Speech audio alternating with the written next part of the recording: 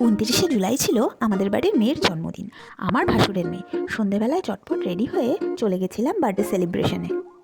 বাড়িতে অনুষ্ঠান যত ছোট করেই হোক না কেন, আমরা কিন্তু অনেক অনেক মজা করি। বার্থডে গার্লের বন্ধুরা আগেই এসে ডেকোরেশন করতে শুরু করে দিয়েছিল। বেশ সুন্দর করেই কিন্তু ওরা সাজিয়েছিল। সবাই চলে আসার পরে কেক কাটার পালা শুরু হলো। কেকটা এত সুন্দর ছিল, ওর পছন্দ মতো কেক আনা হয়েছিল।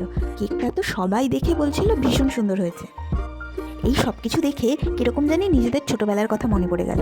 আমাদেরও বাড়িতে ছোট্ট করে এভাবেই জন্মদিন পালন করা হতো, আর আমরা এই অল্পতেই এত খুশি হতাম। আসলে মনে হয় এই বয়সটাই এরকম।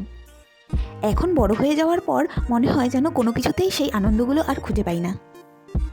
খুব ইচ্ছে করে আবার সেই ছোটোবেলাটায় ফিরে যেতে, আবার ছোট হয়ে বন্ধুবান্ধবের সাথে হৈ হৈ করে মজা করতে, ঘুরে বেড়াতে, পড়াশোনা করতে। কিন্তু যেই দিনগুলো পার হয়ে যায় সেগুলো তো আর ফিরে আসে না। কেক কাটার পর মেয়েটা নিজেই আগে খেয়ে নিল। তারপরে আমরা ভেজিটেবল চপ আর কেক খেয়ে রান্নার প্রিপারেশনের দিকে গেলাম।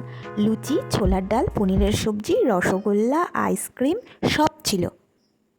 কিছুক্ষণ পর বাচ্চাদের খাওয়া হয়ে যাওয়ার পর আমরা বড়রা সবাই মিলে একসাথে খেয়ে নিয়ে আইসক্রিম আর চকলেট নিয়ে বাড়ি চলে এলাম। তোমরা সবাই ওকে আশীর্বাদ করো যেন ও বড় হয়ে অনেক বড় মানুষ হতে পারে।